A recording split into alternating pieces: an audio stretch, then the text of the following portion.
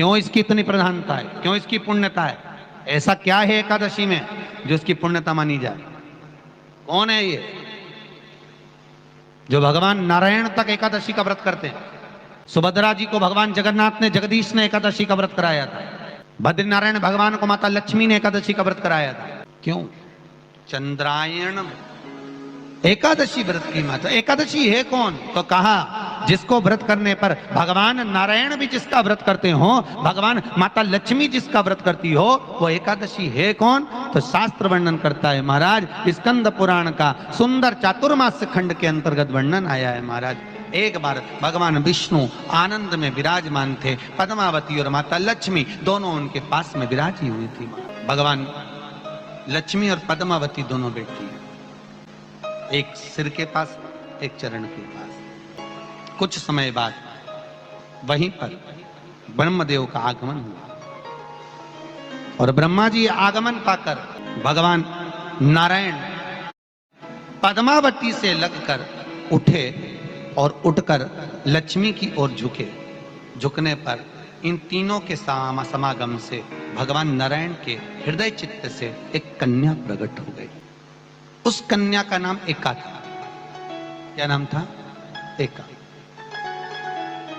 अब 10 उसके गुण इतने प्रबल थे, वो 10 गुण उसके बड़े प्रबल थे कि वो एका जिसको निहारती थी उसको संपदावान बना देती थी। जिसको देख लेती थी उसके जीवन में वो आनंद की अनुभूतियां करा देती थी। एका जिस मार्ग से जाती थी उस मार्ग के द्वार खोल देती थी। एका का पुण्य इतना पुण्य प्रखर। पद्मावती और लक्ष्मी ने कहा महाराज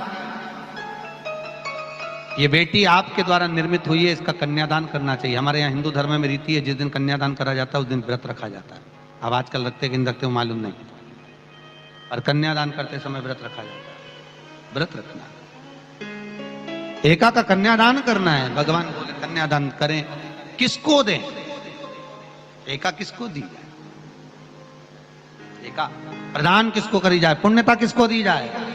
भगवान नारायण ने उसी समय लक्ष्मी और पद्मा से पूछा, तुम एकादशी के दिन जब आप जल शंकर को चढ़ाने तो रोज ही जाते, जब एकादशी का दिन रहे और शंकर जी के मंदिर में आप जल समर्पित करें तो 3 बार मुख से स्वधा स्वधा स्वधा या स्वधा स्तोत्र का पाठ, जिसमें 12 श्लोक 2-4 हैं। पैसा तो आ रहा है पर घर में टिक नहीं रहा। डॉक्टर में, पुलिस में, एक्सीडेंट आदि में, कहीं गलत जगह पर, व्यसन में अगर पैसा जा रहा है, जुए में, मांसाहार, मदिरा पान, या कहीं आया पैसा आने में कमी नहीं, आ रहा है पर टिक नहीं रहा, रुक नहीं रहा। कोई मांगने आ गया, दे दिया, फिर वहां से अपने पास नहीं आ रहा, अपन कह रहे हैं भैया हमारा पैसा लौटा दो, नहीं आ रहा। तो महाराज शिव महापुराण की कथा कहती है एकादशी के दिन गंगा के जल में मात्र 7 बेलपत्री डालकर जो नंदीश्वर भगवान अर्थात जो शंकर जी के शिवलिंग के सामने नंदी होता है, उस नंदी के चरण पर गंगा का जल चढ़ाकर बेलपत्री शिव पर समर्पित कर देता है, उसके घर में रुपया रुकना चालू हो जाता है। फिर वो गलत जगह पर नहीं जाता, गलत स्थान पर वो धन जाएगा ही नहीं। तूने समझा, मांग तुझे क्या चाहिए। एकादशी ने भगवान विष्णु से कहा, नाथ प्रभु वर दे दो, मृत्यु लोक में जो मनुष्य मेरा व्रत करेगा, चाहे जलचर, थलचर, वायुचर या सांसारिक मनुष्य, मेरा अगर एकादशी का व्रत करेगा प्रभु, उसके यहां धन धान्य वैभव सुख संपदा बढ़ेगी और उस जीवात्मा को नरक नहीं भोगना पड़ेगा, सीधे वैकुंठ का उसको वास मिलेगा। जब जीव आत्मा को लेकर चला जाएगा, यम के दूत जब बंदी बनाकर ले जा रहे होंगे उस जीवात्मा को जिसके प्राण छूटे होंगे, यम के दूत जब बंदी बनाकर ले जा रहे होंगे, तब मुझे वर दो कि मैं इसका हाथ पकड़कर बेतन्नी से पार उतार कर सारे नरकों से निकालती हुई आपके धाम में लेकर आऊं। भगवान ने वर दे दिया, तथास्तु। हे एकादशी सुनो, मृत्यु लोक का मनुष्य अन्न का त्याग कर कर, क्योंकि अन्न में एकादशी के दिन पाप पुरुष रहता है, अन्न का त्याग कर कर एकादशी के दिन जो मनुष्य तुम्हारा व्रत धारण करेगा, उस व्रत को करेगा और उस व्रत को धारण करेगा, उसकी मनोकामना पूर्ण होकर वो मेरे ही धाम को जाएगा। ये तो हुआ एकादशी के जन्म की कथा।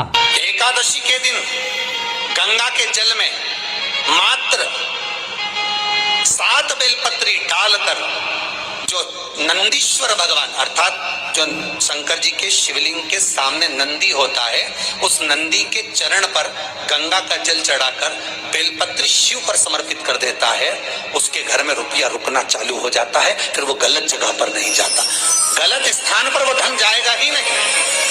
बेटा अगर व्यसन में पड़ा हुआ है, मदिरापान में पड़ा हुआ है, मांसाहार में, जुए आदि में जा रहा है, तुम्हें लग रहा है कि मेरा बेटा गलत मार्ग पर जा रहा है, ये मित्र दोस्ती गलत हो रही है, वो सही जगह पर आ जाए। करना है एकादशी।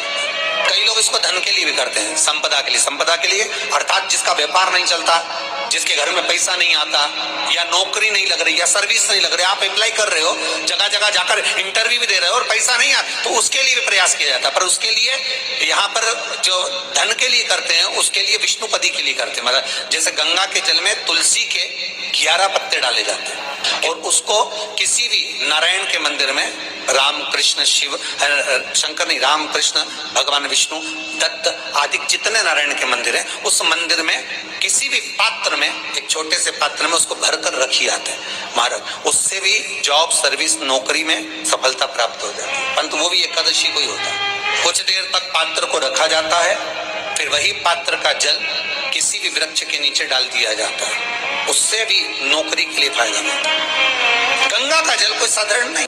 दशमी, एकादशी और द्वादशी, इन 3 तिथियों पर एक रोटी में थोड़ा सा मीठा रखकर